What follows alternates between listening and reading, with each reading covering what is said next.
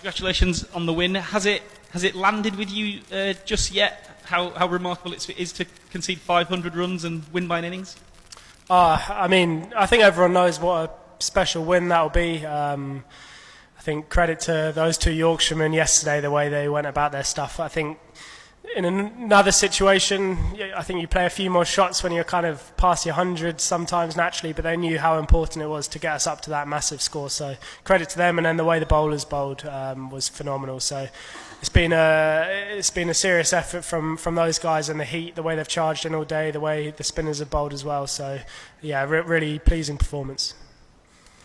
Have some of the wins that you guys have put together from unlikely situations in the past, do they help you believe that when you're sitting in the changing room, knowing you might need 700, 750, 800 runs to force a win, that you can do it? And I'm thinking about a game where you had a great impact in Hyderabad, for example, at the start of the year. You know, do you look back and think we've done it before, we can do it again? Yeah, absolutely. You take the confidence from those previous performances when you're that far behind in the game. I think the main thing for us in that changing room, we try not to think about the end result too much during the game, especially if we're behind. We know that if we can rock up and just give absolutely 100%, chase the ball as hard as we can in the field and do those small things, then hopefully the bigger things will look after them as well. And that's allowed us to go and put together these good performances and these good wins in situations where potentially in the past we wouldn't have got over the line. Of course, the match, I think we spoke at the start of the game about welcoming Jack back into the team, a real solid citizen, guy you can rely on as a captain. He's had a great week here, and he's been the man to finish it up for you. Just a word on what he brings and what he has brought this week. Yeah, absolutely. It's been great to have Jack back in and around the squad. You know exactly what you're going to get from him as a bowler. He's obviously a very experienced bowler. He's taken a fair few test wickets now and played a lot of first-class cricket too. So he's been awesome to have back around. And I think the way that him and Shoaib Bashir can complement each other throughout the rest of this series is really exciting as well. They've obviously got slightly different skill sets.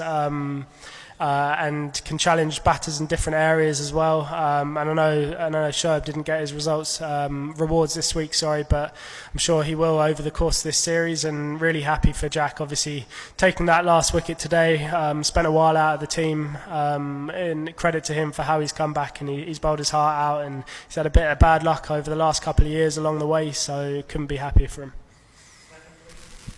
Ollie, in the last Test match that you played, you guys obviously took a little bit of flack. Some people even said you disrespected cricket. Here, you've almost paid the ultimate respect to Test cricket. You've spent so long in the field, you batted so big. I just wondered if you guys reflected on what happened at the Oval and how pleasing it is to turn it around and produce a result like this. I think firstly what I would say is I know there was a lot of chat about that, but at no point would anyone in that team ever disrespect Test cricket. Everyone absolutely loves it, and I know there was chat about underestimating opposition. I think Baz might have mentioned it before this game. That didn't come from anyone inside the changing room. I think that was a general thing that was spoken about outside of the changing room, not from within us. We respect every opposition we play and know the skills they've got.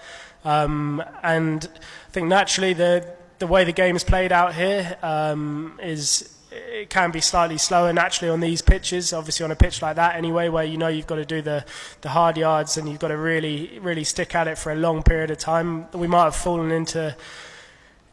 have made, I don't want to say a mistake at the Oval, but we might have thought things were going to happen quicker than they did, because we knew that you could score quickly, but you could also take wickets quickly as well if you got it right. And this pitch is kind of the complete opposite to that kind of wicket, and that's kind of what we want to be good at as a team, is adapting to those different scenarios. And we got it slightly wrong at the Oval, but I think the way, especially those two Yorkshiremen batted this week, and the way the bowlers bowled and the different plans that they and the chances they created was awesome.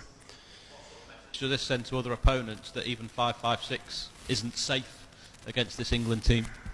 Yeah, I mean, I think 550, it's a lot of runs, and I think obviously when two guys get in and go massive, and it's a great thing for us going forward, mainly because we know that there's guys throughout the order that can go and put those massive scores together. I know Joe Root's done that for years, and it's obviously Harry Brooks by far is biggest, and we'd like to think as a batting unit on another day different guys will step up. I mean, obviously we made 800 and I got a donut as well, so that's so on another day that there's other ways of getting to those massive scores too. So no, I think puts us in a really good place going forward.